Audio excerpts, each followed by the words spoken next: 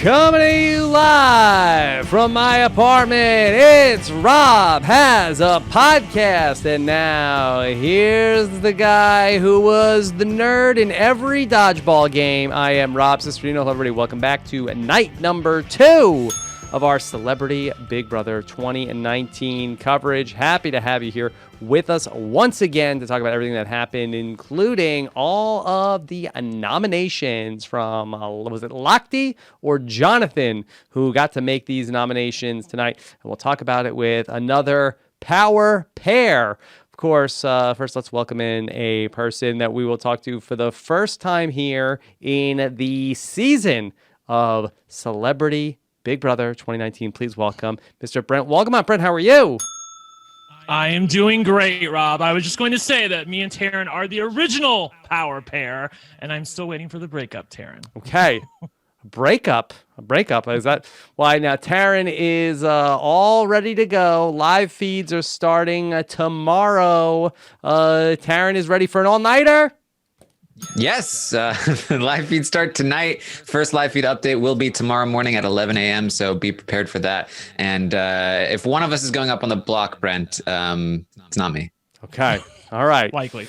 Well, we are ready to go here once again. We did it last night, and we're back to talk about it here once again. We got nominations in. We got some strategy to talk about with all the alliances, and we want to hear from you. Of course, so you can chat along with the show on all of the different platforms that we're streaming to, and of course, you can also use hashtag RHAP to get your questions into the show. Scott St. Pierre is standing by. We will be pulling questions from Twitter later on in the show and talk about everything, and then we will be getting set. No new live feed update, right, Taryn? For this episode, right? But the live. I mean, some people were up all night watching live feeds, but I heard Aaron Samuels was really on top of the live feeds last night, binging the live feeds.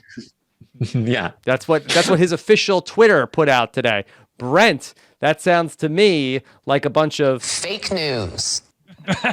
Well, I called him out on it. I'm like, you're making it really hard for us to love you. Like, we want to love you, but you're really not making it easy. Obviously, I think that was a scheduled tweet that they meant to go out later tonight. Yeah. Or maybe tomorrow.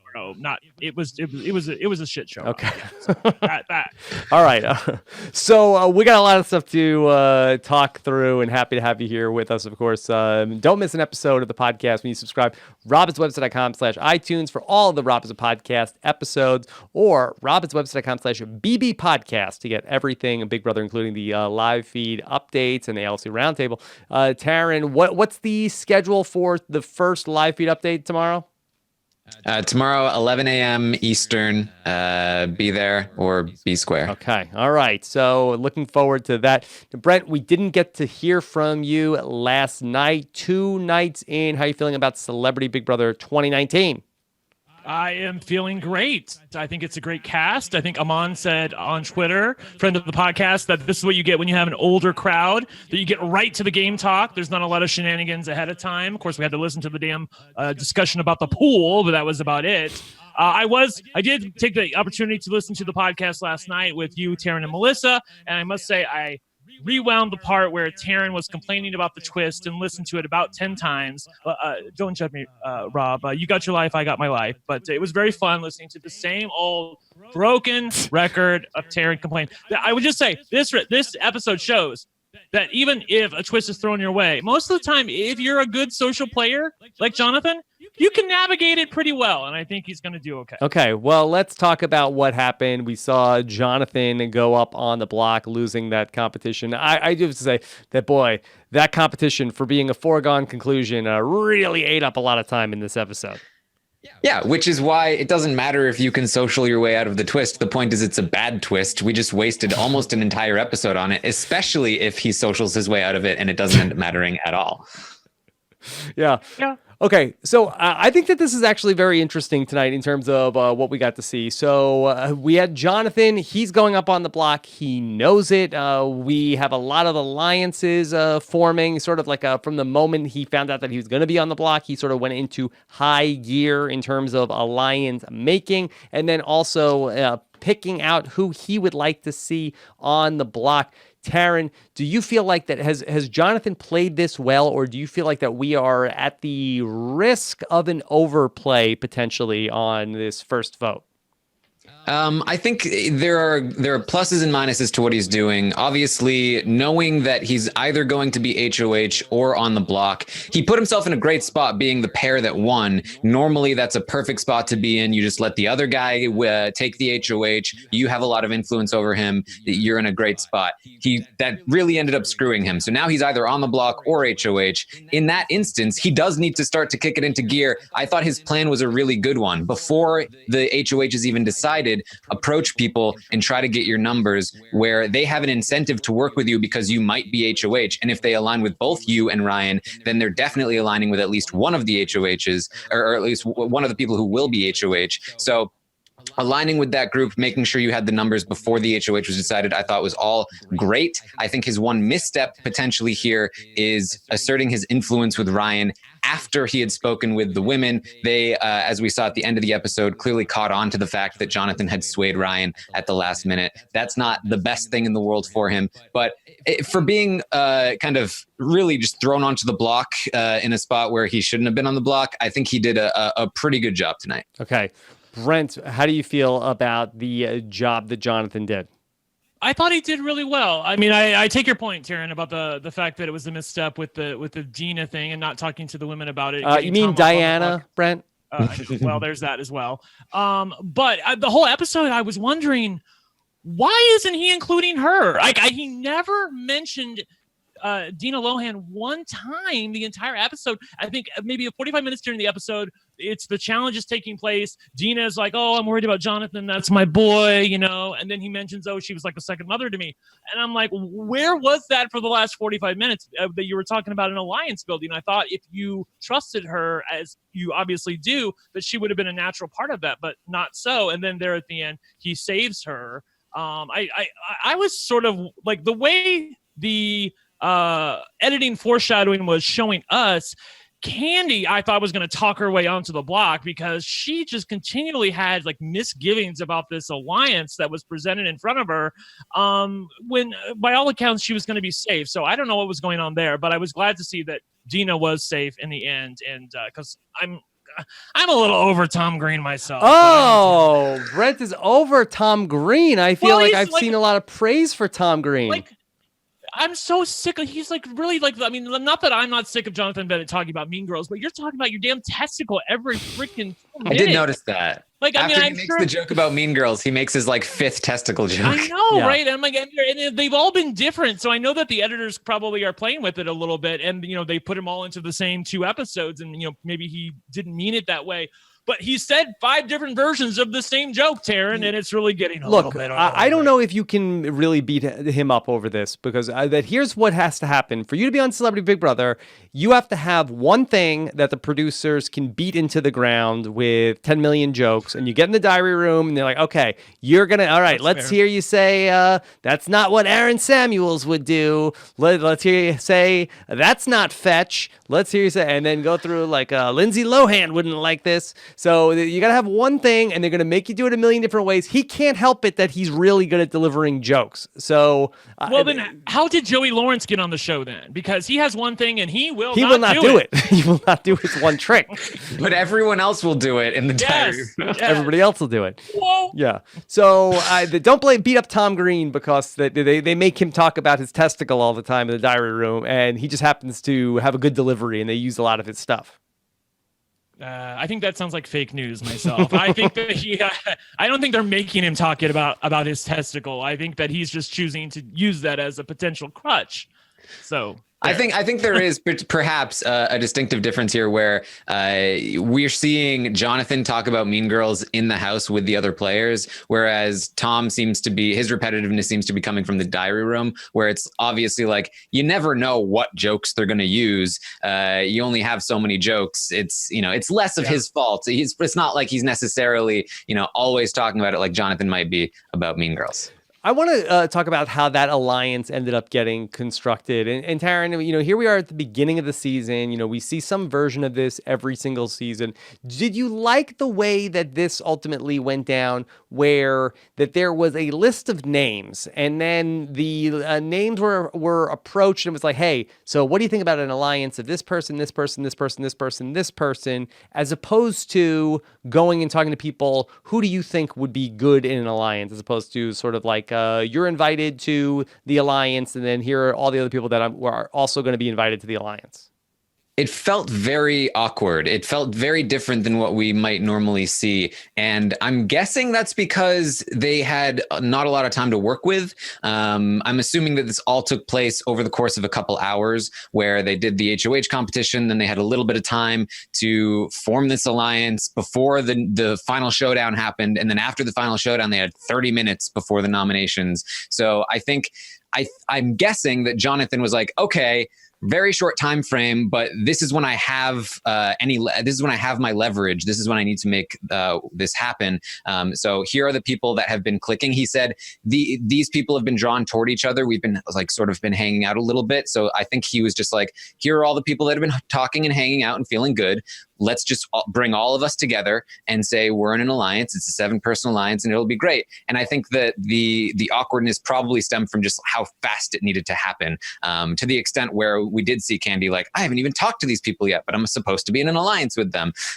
So I'm guessing that's where it comes from. Yeah, Rob, I think it was really a symptom of the fact that we had this twist in play where there's one person who's immediately going to be on the block and the other person's going to be the HOH. If you just had a contest where someone's going to be the HOH, I think everybody feels like they have it within themselves to be able to go to the HOH and have sort of a conversation with them or a relationship with them where they can keep themselves off the block. But given the mechanics of the game and the fact that 2 other people were automatically safe by virtue of their terrible social games, I might add, then I think that that's really what's causing this sort of artificial way of forming an alliance to come to fruition. Okay, so the idea was for 7 to come together. So it was Jonathan, it was Lochte, it was Lolo and Eva Marie, plus Candy and Tamar, and then 7 makes Joey, Brent.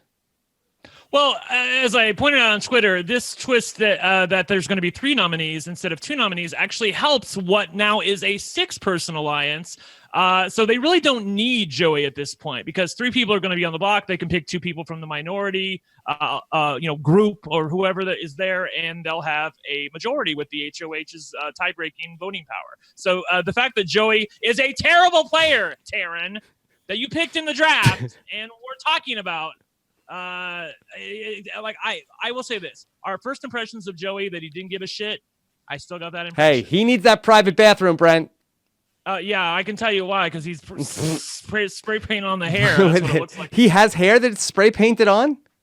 Rob, there's no way that you saw the hair that he used to have. Just give me a moment, people. All right. So you saw the hair that he used to have, right in the pictures, right?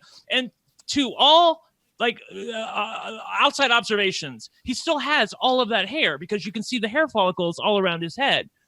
But it never grows. I guarantee, watch with Taryn. We have live feeds now. Watch this season to see if that hair grows. I guarantee you it's not going to grow 1 freaking inch. He's spraying it on, Rob. That's what he's doing.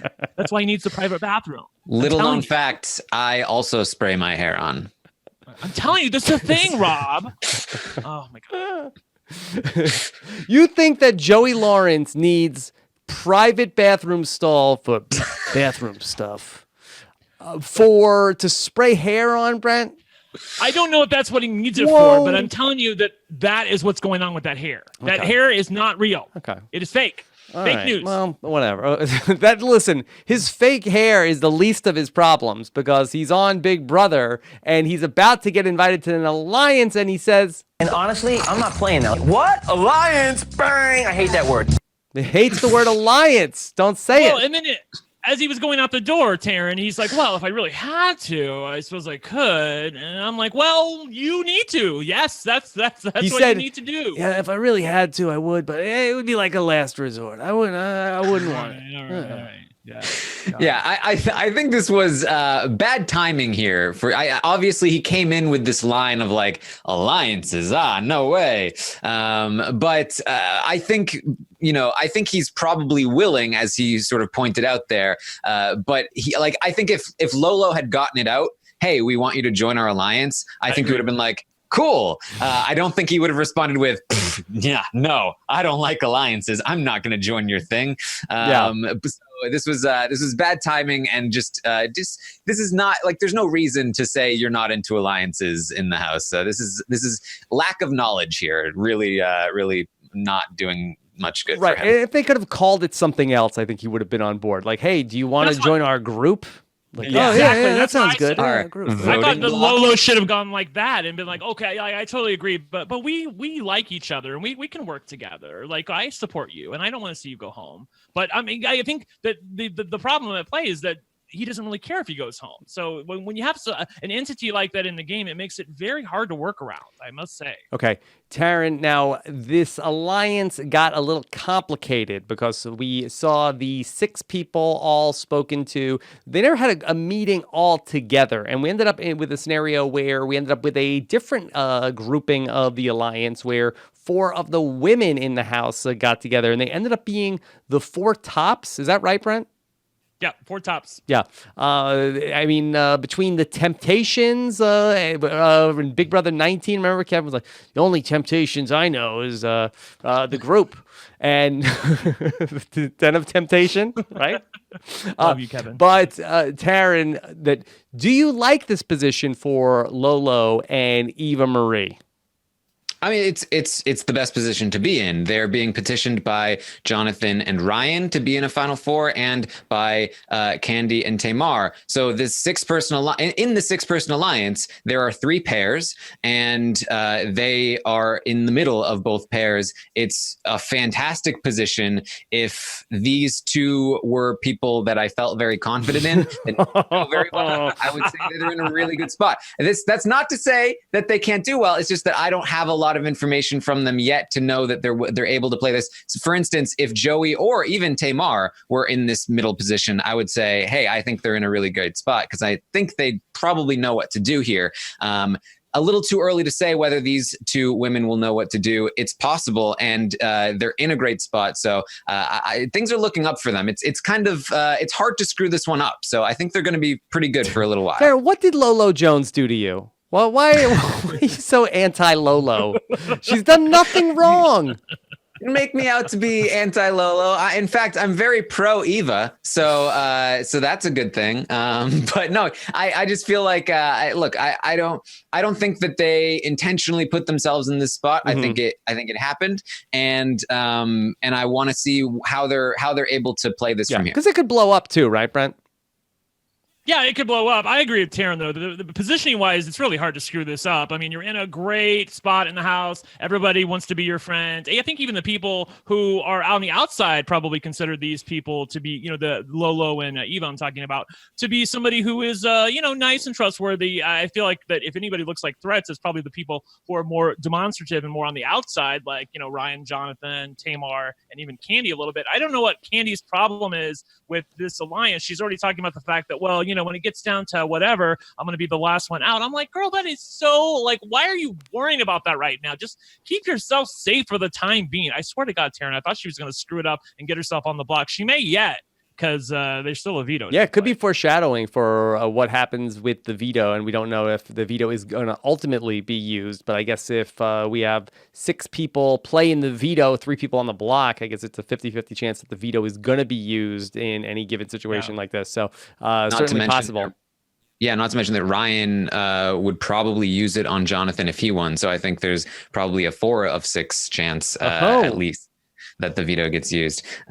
So yeah, I mean, I think that I don't know. Candy is just very jumpy here. I can understand why she'd be a little bit concerned that, like, nobody's really talking to her yet. But at the same time, you kind of have to understand, if you haven't talked, like, if you haven't had the conversation with Ryan yet, hey, we're good, right? Like, we're in an alliance, we're working together. Then he's not going to feel comfortable telling you yet. Like, it's like, chill. things take time. You're going to work on the relationship. It's going to be fine. You don't have to worry about it yet. Just don't freak out, or you might, blow things up. Yeah, Can we talk about that really quick? Because on the show tonight, they would keep alluding to the fact that Tamar and Candy have history. Okay, and it took me a while to figure out what was going on here. But someone who I've talked to before on Twitter, I forget her name, but she was kind enough to send me a video. Unnamed source. I can't remember her name. Eludes me. I'm sorry. She knows what I'm talking about. I'm not even sure she gave you a name. Actually, I think she just has a handle. She was okay. So all right. Oh my God! Stop! That's not what this is about, Rob. Damn it! I'm trying to tell you what's going on with Tamar. All right. Well, this is not your source. Is not sounding a little sketchy. I did that. It's not the source. I went to the video and I saw it myself because I saw Candy and Tamar both talking about it. Okay, so Candy and Tamar have history and they have a little beef with each other. Each one has done a little bit of something to the other. Number one, Tamar they were in a concert, the Escape Tour, and she invited some friends, T.S. Madison and Kaya, I think, who were they had badmouthed Candy previously in some videos, and they made fun of her. So Candy didn't like that she had invited to them backstage to the tour and thought it was a personal affront against her. Then fast forward 6 months later, and Tamar gets fired from her talk show, The Real. Exactly. And then the co-hosts of that show are people that she is friends with, who like get invited on as guest hosts. You know how like The View, like Julie Chen went away, and then was it The View? No, that's the talk. So she went exactly. Sorry, she went away, and then like they have Carrie Ann and Abba for a week trying out or something. Well, that's what happened on The Real. They had different co-hosts come by, and Candy was one of the co-hosts that tried out on The Real, and Tamar didn't like that, so she unfollowed everybody. All of her friends who tried out for The Real on Twitter, and she had some beef with them and didn't talk to them for a while. But I will say that when she retold the story, she was like, look, I knew I was going to follow those people back eventually. I just didn't want to hear all that stuff about The Real right now. So basically, she unfollowed all these people because she didn't want to hear about The Real. It had really had nothing to do with Candy herself. So I think that they're actually going to be okay in the house. Taryn, you follow all that? Well, I knew the story. There was another incident. I think actually they were another. I don't know who it was, but see, I do it too. The problem is that I don't know any of the names, so I shouldn't even tell the story. But they're like things have been off and on for them. They were kind of friendly, and then things got weird, and then they were kind of friendly again, and then things got weird. So it does not surprise me at all that they're kind of friendly again right now. And like I said last night, I feel like they might be friendly for a short period of time, then they might get weird, and then they might be friendly again. But I would expect it to be rocky the whole way through. Right, I would expect it to be rocky too. That's how Candy describes their relationship, by the way, is like it's on and off. It's on and off. So yeah, the Big Brother house, no difference. It sounds a lot like your relationship, Taryn and Brent. Please, no. I mean, I love Taryn. Brent and I are always weird. Yeah. Okay. Well, that's fair. All right.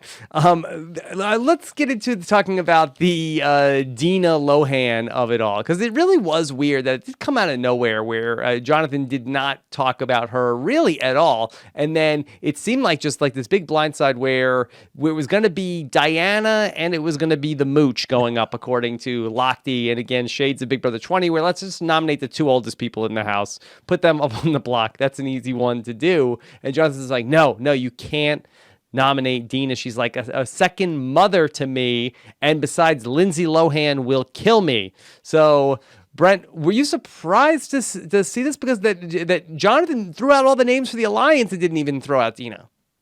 Well, that's the part I didn't understand. He was talking about an alliance building and he never brought her up. And then all of a sudden at the end, he's like, oh, but I need to save her. Like, were you mad at her for a day or so? Like, I just didn't get the logic of where you're going to try to help someone, but yet you're trying to like build a 7-person alliance out of 12 flipping people in the house and you're not going to include her in it. Like, maybe he just thought it was too obvious. I can't pick Dina for the alliance because it's too obvious that, we worked together previously and that I know her through Lindsay, blah, blah, blah. But then to use your influence to go and save her and not tell the rest of the alliance was, making a bad thing worse. So I don't understand this, Taryn.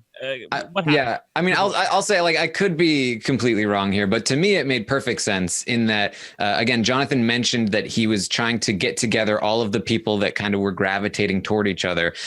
Those people happened to be almost all of the youngest people in the house, and the older people were kind of bonding on their own.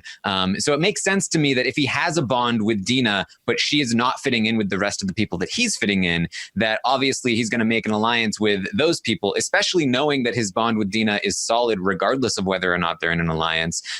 He can get as many allies as possible in this sort of, hey, we get along alliance, and then have another additional number outside of the alliance, especially since Dina doesn't seem like a super aggressive game player. She's probably not even going to mind that Jonathan's in other alliances if she finds out. She's just kind of going to be like, oh, cool, but you're still with me too, right? So in many ways, like this happens all the time, right? With like Derek having Victoria outside of the bomb squad, it's valuable to have that number that's going to be loyal to you outside of the alliance that doesn't fit in with the rest of them. So that made sense. Obviously, him protecting her was not a great look. I think it was probably a result of the short time limit and just sort of the way that it played out, where he tried to get to Ryan first and then wasn't able to. And then by the time he got to him the second time, he'd already spilled what the plan was going to be. And so maybe he can smooth that over, but it is a bit of a tell there that he was able to change Ryan's mind after he already revealed the plan. Okay, so... Yeah. We had Ryan telling some of the women in the alliance, okay, it was going to be Diana/Dina going up on the block, but then she didn't go up on the block. And it seemed like that there was some talk of, did Jonathan get in Lochtey's ear? Brent, do you feel like, is there some, to use the Scaramucci term, some risk management scenarios here? Is it possible that this ends up being the classic Big Brother scenario where the person who, now Jonathan is not the pawn here in this scenario, but it shapes up like a lot of these HOHs that we've seen. Okay, well, I want these people to go home, so I'm going to put my friend up on the block in the first week. I know they'll be safe. And then the house ultimately ends up turning against the person who was the pawn for the first week.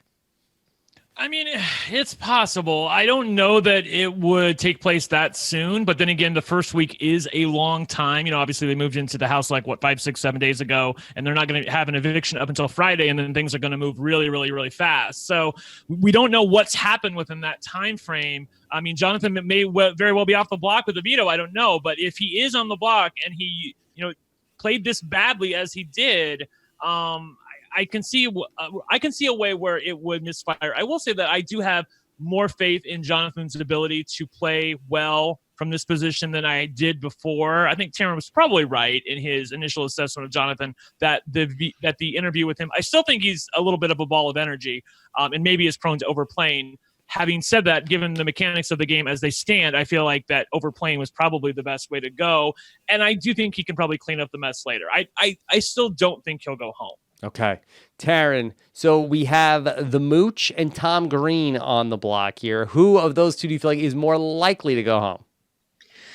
Well, it's tough to say. I mean, the Mooch seemed like just somebody that would be put up as a pawn. He might be the first target. But toward the end of the episode, we saw a conversation with, I believe it was Lolo and Tamar, where they were saying, oh, I thought it was going to be Dina and Mooch, but it's Tom and Mooch. Well, I would rather backdoor Tom, but now we can't backdoor Tom because he's already on the block, which leads me to believe that Tom would be their target if these nominations stay the same and the alliances stay the same. He's certainly probably more of a threat in terms of social likability, strategically, competitively. So I would expect that Tom is potentially a threat, is potentially a target here. But there's a lot of time, and I'm hoping that Tom can do something to turn things around. Brent, also, I think it's a good thing that he's on the block against Anthony Scaramucci. I mean, if you want to be on the block against anybody who's going to lose their temper, that's the guy, Rob. Scaramucci, I was really high on him coming into this, but I've been down on him after 2 nights of this show, Brent. It's just like it's just canned lines, and they're not good.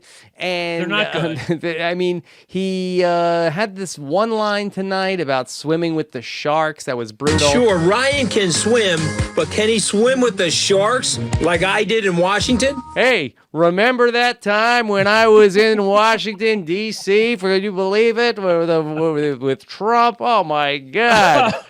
That was and then crazy. it happened in the nomination ceremony where he was like, Julie, this is nothing like the White House. You know, you have to actually stab in the back people that you like here. It's terrible. In the White House, it's nothing like this. We got to get rid of our friends over here. I thought Mooch did have a crazy line at the end of the episode. Did you catch this? Like right when the episode was ending, the Mooch was talking about something he need on his bucket list before he leaves the house. Before I'm blown out of here, I'm taking a dump in your apartment upstairs. Like, I mean, I'm not even a fan. I admittedly, I'm not a fan of like that sort of like hetero boy humor, but like that was like even a bit much for, you know, giving it a little bit of a pass. I thought it was terrible. Number one, that he said it. Number two, that they included it in the freaking episode. Yeah. Yeah. This was not live. This was not like in the middle that slipped out on the live show. Also, tell me, this was something else that the Mooch said tonight. Tell me that is the Mooch know more about Big Brother than we thought? Listen to this. Julie Bott does it again, and she twists up the story, and Ryan now has to make 2 more nominations. Did he say Julie Bott? Sounds Mooch like knows about Chen Bot? Well, does he? Julie Bot, not Chen Bot. Julie Bott does. It sounds like he heard Chen Bot at one point in the interview, in the casting process, and then remembered the gist of it and went Julie Bot. Julie Bot. Yeah, by the way, I have to throw shade on Julie's outfit tonight. Oh. That was something like an 80-year-old would wear. What was that? That outfit looked like, honestly, it looked like, for real, it looked like something that somebody would make up on Project Runway in 6 hours. It was Brent, like lace. doesn't she have enough going on, Brent? It was terrible. Like, are you trying to make yourself look 80? What are you doing? Doesn't she have enough on her plate, Brent? I don't. Yeah, I suppose she could also. Don't get me started. Julie Chen Moonves. I don't understand how the big. Okay, soapbox 20 seconds. I don't understand how they, as the producers, they invited her back to host this season. Fine, and she is still using her married name, Julie Chen Moonves, when we all know the reason why her husband was let go from the network. All right. Well, look, it's just dumb. Like, why are you doing that? I the heart wants what the heart wants, Brent. I guess, like, but the producers don't have to want what the heart wants. Like, they could say, you get out of here with that. Okay, all right. Well, that's a conversation really for a different day. Look, we need her. Okay, fine. I'm right. All right. I wouldn't use the name if it was me. Right, if it was my call. That's fair. What are you going to do? But in terms of the Mooch versus Tom Green, I feel like that the Mooch is a more ripe target here for the first week. I feel like that Tom Green, I think that probably has some allies in the house. I feel like nobody really likes the Mooch. Yeah, but I think that's why he's less of a target, because he doesn't really have any allies. He's not particularly threatening physically or socially. Him making an alliance is like, all right, guys. So if we were to do what does alliance mean to you? And Kato is like, I wouldn't knock you out. You wouldn't knock me out. And then he's like, all right, deal. That sounds great. I'll have one of those. Yes. I'll have what he's having. Is out of his depth. I'm starting to think that maybe Big Brother players should be politicians, because they're much more adept at strategic maneuvering than this guy. Mm-hmm. Thank you, by the way, for saying adept and not adapt. Every person who tries to use that word, they always say adapt. Oh my, like an idiot. Oh God, sorry, annoying. Okay, you're so adapted at verbiage. We got to see Lochtey's pool, Brent. Yes, and we got a whole a 4-minute segment on it, and everyone regaling him with praise about how he strokes the water and how he flips around like a mermaid, and really, merman. I guess they had to give so much time to Endless Pools for them to rent this freaking thing for 3 weeks for Celebrity Big Brother. Mm-hmm. But I think that's probably the extent of why we got this segment. Yeah. But it was fun. I mean, I liked the line from Kato, I think it was Kato, or maybe it was Tom. Was it Tom who said, like, do those come in men's shorts as well? When they saw what he was wearing. Yeah. That was good. I like that. Yes. Taryn, most seasons of Big Brother, they have like a fish tank. That this is like, they have like a human tank of they could just like go out there and then just watch Lochte in his natural environment. Well, I feel like his demeanor, it's very easy to forget that he is one of the most decorated Olympians, or at least American Olympians of like all time, right? Like he's like top of the top athletes. Yes, Michael Phelps is like the one that you think of, but Ryan Lochte's like number 2 as far as I'm aware. And I think they're trying to get that across to us here. Like, hey guys, we did good. We got someone who's like really like one of the best in the world at this. Look at him. He's in our house. He's doing that stuff, which is, it's kind of cool. Mm-hmm. Yeah. Last season that the Celebrity Big Brother was on up against the Olympics. This season, it is the Olympics. Yeah. I forgot Bringing about that Olympics audience. By the way, Brent, did you happen to see the ratings for the premiere of Celebrity Big Brother last night? I did. I was in third place in total viewers and also third place in the demo. Although number one place in oofs in terms of the ratings. I will say that in the demo, it was just slightly behind the other two. So I think they're still liking what they're getting from Celebrity Big Brother. I know that Doom was on Twitter, I think, earlier complaining about the fact that the ratings were significantly down. They were significantly down with people that CBS doesn't care about. That is people that are over the age of 49. So I don't think they really care. Yeah. They did a bad job, I thought, premiering it up against they premiered against The Bachelor, which is in the middle of a season, which is a big hit. And then also America's Got Talent, who's also on last night, which, that there's only so many people that watch reality shows. It's not like that every reality show is going to be able to be on at the same time and then have, 9 or 10 million viewers. I thought that was a real misfire on their part to put it on up against. Tonight should have been the premiere. Yeah, I agree. Go ahead, Taryn. Last year they were up against the Olympics, and I think they were impressed with how well the season as a whole did against the Olympics. But this season they're against more reality shows, and I think that's actually heavier competition, even though for another reality show than the Olympics, which might be a more general ratings juggernaut. But it's less competition for a show like this. Yeah. Okay. A couple other things from tonight. I think that Tom Green ended up having the burn of the night tonight in the burn book, that this was Tom Green talking about Jonathan during the competition. Watching Jonathan soar through the air makes me think of the movie Mean Girls, because he never stops talking about how he was in the movie Mean Girls. It's rare that I laugh out loud, at a joke that was intentionally told on Big Brother, but like I laughed out loud. I thought that was hilarious. I'm really enjoying Tom on the show. Yeah, I do love it being a thing, Brent, that Jonathan doesn't stop talking about Mean Girls. I thought this was so odd where Jonathan was talking to Lochte, and then he referred to himself in the third person as his Mean Girls character. Aaron Samuels is trying to teach the Olympic swimmer how to do math. Yeah. That's crazy. Nobody does that. I don't know. I wasn't sure what to think of it. He has he has a it's like me in the staircase, Rob. He can't stop talking about it because it's the only thing he has. Of course, I have other things, but I'm trying to make an analogy here. Mm-hmm. No. Kato Kalin talking about OJ all the time would be like you talking about the staircase. Oh, well, that's fair. That's fair. Okay, the burn, because he just made a book called The Burn Book, Jonathan Bennett I'm talking about, and it's obviously based on Mean Girls. So he brings this up in his normal life. I follow him on Instagram. He's talked about it many times. So it's not like he's doing anything out of the ordinary necessarily. When he's in the Big Brother house, it's just so much more magnified because we're all seeing it all together at the same time, I guess. I don't know.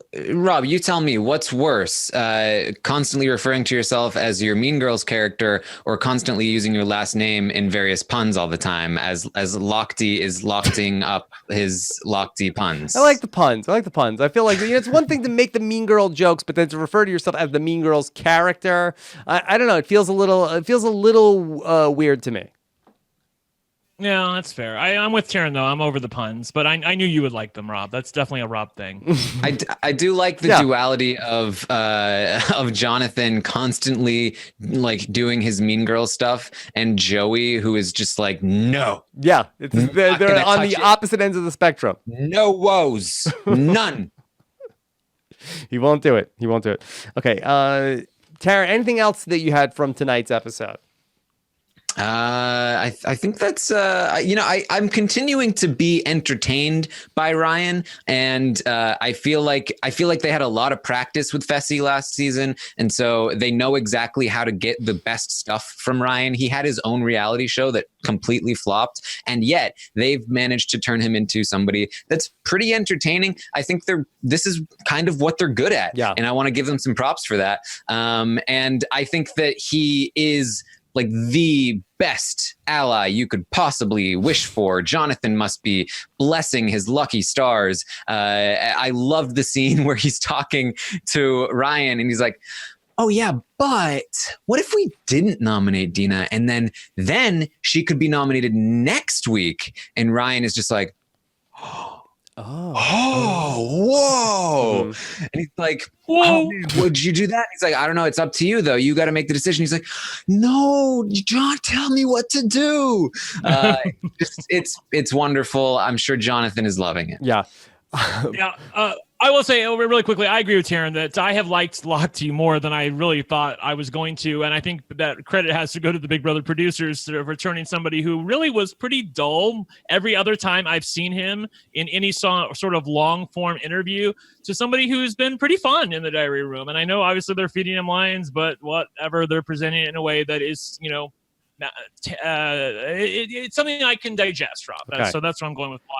By the way, I wanted to give credit. Shanae was the name of the girl who helped me out with the beef between Candy and Tamar. She has also called in before for the RuPaul's Drag Race podcast and given us some insight on some issues on there. As well. Thank you, Shanae. Okay. Also, Brent, I saw that Patty Joe in the chat had asked us, hey, what happened to Ricky Williams tonight? Did he get one confession? Did he have one? I think I got 0. No. I think I got shut out. Yeah, I was asking myself, like, there were two things that were going in my mind when they were talking about putting Tom Green on the block. I was like, well, what about Kato? What about Ricky Williams? And I was like, oh, Kato's safe because of that dumb twist. So, okay, what about Ricky? Ricky Williams. And then I'm like, oh, well, he hasn't had a confessional, so obviously he's probably not going to go on the block. But I don't understand why not. But I'm sure there was a reason. I mean, Ricky was my third and final draft pick, and this is exactly what I hoped he would be as my third draft pick. He is just there, and I assume people like him because they didn't want to nominate him, but they clearly don't think he's much of a threat. I think from a game standpoint, this is his best option, especially because, again, remembering the jury, they're going to be watching the show back, and somebody who is just hanging around, being nice, not doing anything mean in the diary room or saying any any lines. Plus the fact that I think he's just a lovable kind of guy. I think that he is an immense end game threat if he just hangs around for a while and then, makes a lucky comp. I was going to say Purple Ricky, maybe Purple Haze Ricky. Yeah, I think the chat room was calling him furniture, so this is too soon. Oh, no. Furniture. I think it's too soon. It's too soon for that, though. Okay. It's too soon for that. All right. We'll see. Hopefully we'll get more from him, but right now I'm not feeling Ricky. Okay. All right.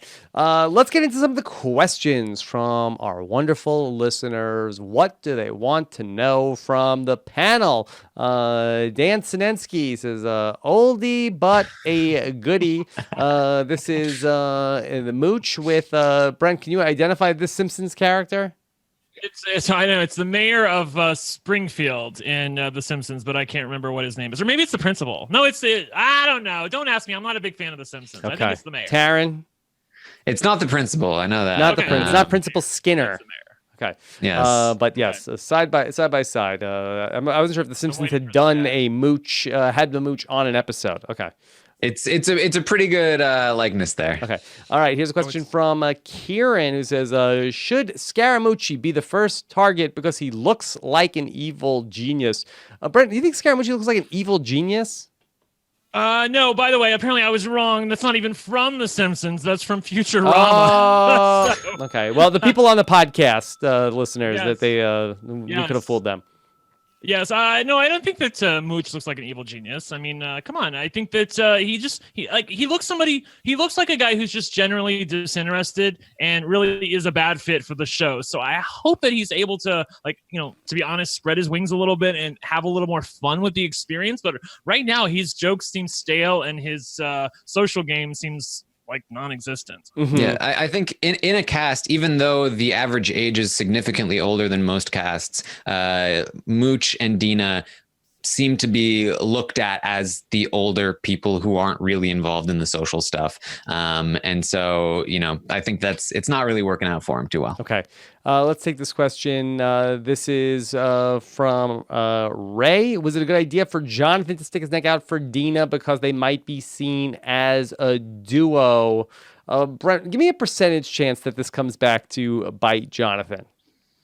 I mean, given that they chose to include it at the end of the episode, I think that there's a non-zero chance that this is going to be an issue. Like, I'd say about probably 30%, 40%. Oh, 30%. That's a lot. I do. But here's the thing. I think he'll be able to navigate it. I think it was a bad call for him to answer the question that for him to do this because first of all, he's on the block, so he's in a precarious position. If Dina goes on the block anyway, your alliance still has the numbers. You can control who goes home. I don't understand why you had to dictate who that exact person was just to sit there and be safe.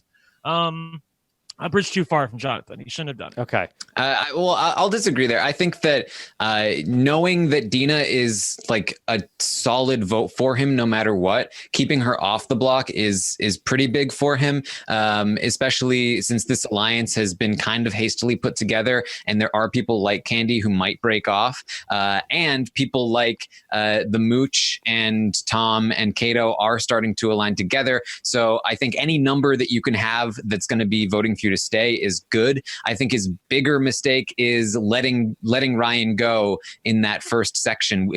Shortly after he left, Candy was able to get some alone time with him. If Jonathan had just stayed in that room for a little bit longer, he might have been able to get to Ryan first, and then it would have been a lot easier. But either way, I think even if he does expose his relationship with Dina a little bit, it's still better for him to have her not on the block next to him than it is to have her there, and things could still blow up in his face. Yeah, can we touch on that scene where Jonathan was trying to talk to Lochte and Tom Green came in and was trying to talk to them, and then Jonathan was just like looking at him like, could you give us a minute? Can you it was like, it made it like super obvious that he wanted to talk shop with them.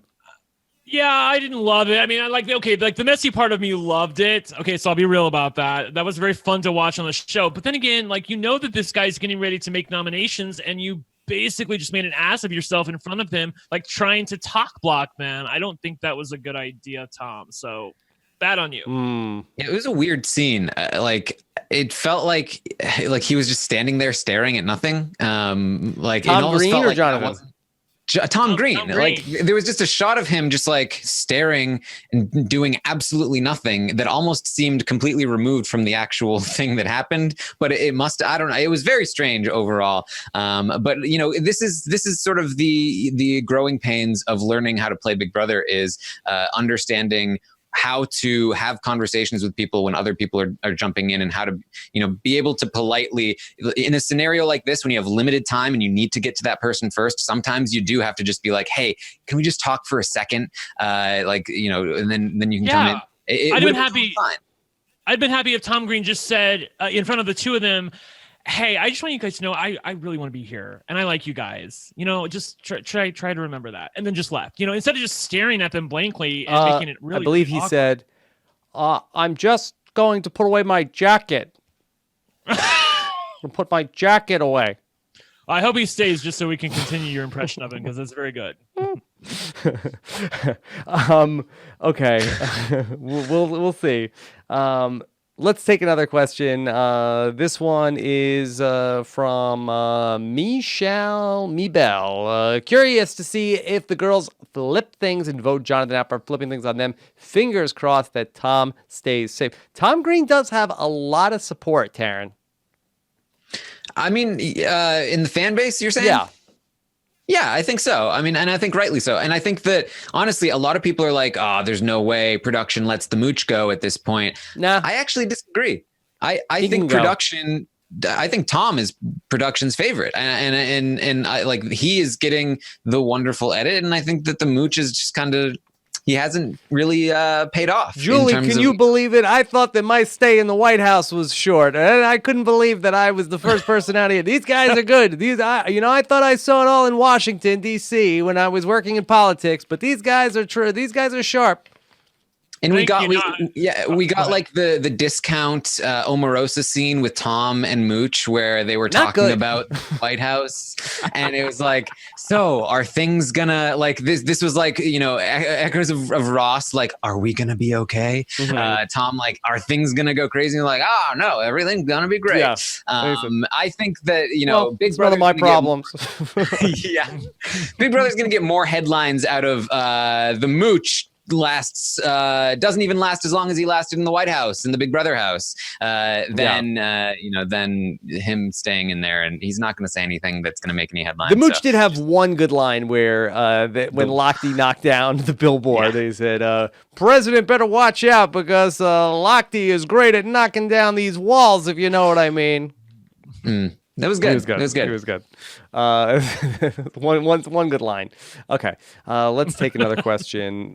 This is from Chris, who says, "What is it about Rossford, Ohio residents that makes people be able to make other people's nominations for them? Is that the hometown of Lochte?"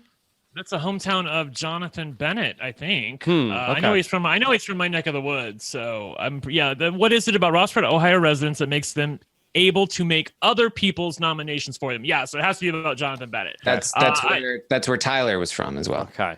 All right. What a year it's been for Rossford, Ohio. There you go. Let's have the next live know-it-alls there.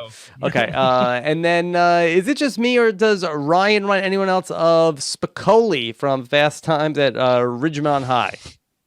That's a fair comparison, especially given that picture. Please, we're losing the millennials. We're losing the millennials, please. The Spicoli comparison is so common that you not only need to be the personality, you need to have the look, and I feel like it's not all there. Okay. Yeah, it's not all right. This is one from Thomas. Does the RHAP panel agree with me that Lochte is a weird combination of being bland and cocky? I don't know if that's that weird of a combination. Also, combination. Yeah. Do you consider that bad TV? No, we love the Lochte. Yeah. We are locked in. We are locked in. Big Brother archetype. Yes. Yes. Okay. This is one from John. Candy thinks that Ryan is throwing shade, but does she not see or know that Ryan is just dumb? Yeah, Brent, it seems like that this has somehow been lost on Candy. Yeah, I think she's overthinking it a little bit here, but I can't blame her. I mean, like all the stuff that, she's basically going off the word of someone who she's had beef with in the past, and they said, "Oh, you're safe. You're in an alliance. You're not going to be nominated." And she's expecting this guy who really doesn't know the game very well. In fact, I think that they said that they had 30 minutes to make the nominations. I'm sure 29 of those were spent explaining to Ryan how nominations work and what he needs to say. But I really don't think that this was. I mean, what is she doing here? Candy's going to be the death of me. And I don't want to talk about my draft, but I like her as a person, and I like her as a character on the show, and I want to see her do well. Yeah. And she's making life hard for me right now. Brent, did you like it when Lochte quoted Julie Chen's famous quote, "With great power comes great responsibility"? Yeah, but RuPaul's been saying that on RuPaul's Drag Race All-Stars whenever they lip sync for their legacy, so I'm kind of over it right now. I hear so much about with great power comes great responsibility, and yeah, it's just it was fun on Spider-Man, but yeah, stop it. Was it fun on Spider-Man? I don't know. I guess. I mean, when his old Uncle Ben died, and then spoiler. He got the power. Yeah, I mean, yeah, it doesn't seem very fun. Okay. All right. Let's take some more questions. This is one from Allie. Has anyone else noticed how Joey is doing push-ups in the background of every scene? What did I tell you? He's all about the push-ups. No weight on the chest. He only does push-ups. He does he does the wide, then he does the short, and then he does the regular, and he does all about push-ups. That's all he does. He wants to tell you all about it. I've watched 45 minutes of feeds so far, 3 15-minute segments, and I'm already annoyed at how much he talks about push-ups. Okay. Push-ups we'll talk about, not catchphrases. No, Kim, we were not. Or alliances. Apparently Yes. not. Or alliances, yeah. Okay, but bathroom time and push-ups. That's what we're doing. Okay. Then this is one from Jessica. Who has impressed you more, Jonathan or Tamar? Jonathan is organizing the alliances and directing the noms, but Tamar is making sure she's in the convos and checking the toilet for people. Oh, that's good. Oh, come on. Like, this is like not even close. Like, I love Tamar Braxton, and God bless her for opening the toilet door. That was iconic. I liked that. Nobody's going to Kevin Martin her. Yeah, exactly. Right. Thank you. But I mean, like, she admittedly said like one of those alliances fell in her lap. She said it was raining alliances at various points. So, I don't know what was going on. Yeah. There. Come on. Okay. All right, hold on. Let me see what's going on here. Okay. Rob, we lost your video. I don't know what was going on there on that. Lost my camera for a second, but luckily multiple angles. Okay. Yes. All right. Yes. Okay. Let's go to one or two more questions. John says, does it make sense to target Tom in the first week? If the Olympic Alliance wants to take out the comp threats, would you go after Ricky? I don't know. Are we really going to be starting to go after all of the athletes? No, I think this is a bad call. I mean, Taryn, if I was going to go after somebody, I would go after Tom Green. He seems like somebody who wants to play the game, who is smart, who like is observant about what's happening around him. I think Ricky Williams doesn't really care about what's happening around him. And by the way, Ricky Williams used to be a football player, but he's basically a Tibetan monk now and is completely out of shape. So I wouldn't worry about him too much winning anything because there's a lot of junk in that trunk. Even an in-shape football player is not particularly suited for a lot of the Big Brother comps anyway. So I don't think he's going to be like this massive comp threat. And I think that, Brent, you're right. Tom Green is easily their biggest threat from what we've seen as an alliance. He seems like the one that's most capable of sort of finding them out and organizing some kind of counter, some kind of resistance to what they're doing. So I do think that Tom Green is probably the right target. And the Mooch saying, if I were an athlete, I would want to target the other athletes. It shows how little he knows about the game, setting the standard for, hey, we're going to target athletes just means that you're going to get targeted as an athlete when the other athletes are gone. So you probably don't want to do that, even if they aren't a competition threat. You don't want to set that precedent. Okay. Let's see. Taryn, can you make out this one? Who has the responsibility? Voltaire said it first. With great power comes great responsibility. Others prefer a more recent attribution, citing Peter Parker's Uncle Ben in Spider-Man. Winston Churchill said, the price of greatness or responsibility is responsibility. The price of greatness is responsibility. All right, Scott St. Pierre fact-checking us here tonight as we start to wrap things up. Who shot themselves in the foot the most tonight, Jonathan or Ryan? I don't know if we think either of them shot themselves in the foot.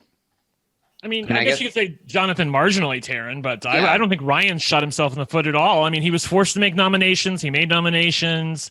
He's got an alliance around him. He seems likable to everybody. I don't know. I think it was Jonathan. Okay. Yeah, like Jonathan shot himself in the toe, like grazed himself in the toe, and Ryan didn't shoot himself in the foot at all. So it's like, yeah, I guess Jonathan. Okay. Let's see. That's Caroline says, will Taryn commit to watching Mean Girls on Twitch if Jonathan wins the season? I mean, we'll see. Yes. I'm not going to commit to anything. Okay. Just in case. All right. Well, we'll see. Hang in there. We'll have to find out what happens. Okay. I think we're out of questions. I think we can start to wrap Seems like it. Start to wrap it up. All right. Let's talk about what is coming up here. And boy, we're so excited because it's going to be a huge day tomorrow. The feeds will be up tonight, and that means Taryn has the live feed update scheduled for 11 a.m. Eastern Time, 8 a.m. Pacific. Taryn, what do you have in store for update number 1?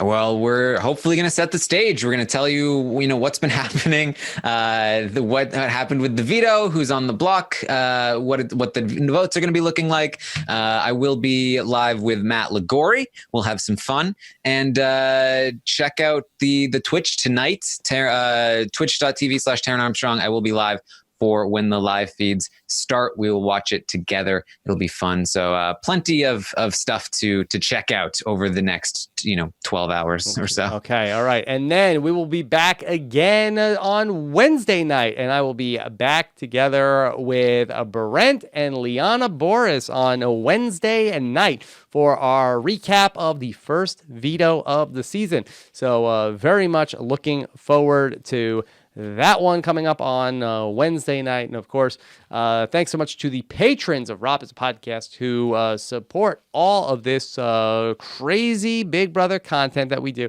every single season. To find out more about being a part of our Rob Has a Podcast patron community, go to robhasawebsite.com/patron for more information about the benefits of becoming a Rob Has a Podcast patron. Okay. All right. And with that, we will say good night. Thanks so much to Scott St. Pierre behind the scenes. Brent, anything else? Nope. Good. See you tomorrow. Okay. Enjoy the feeds, everybody. I did get an email. Can we get the live feeds through Rob Has a Website? You guys go to Rob's website, robhasawebsite.com/live feeds for that. And looking forward to coming on back Wednesday night. Take care, everybody. Have a good one. Bye.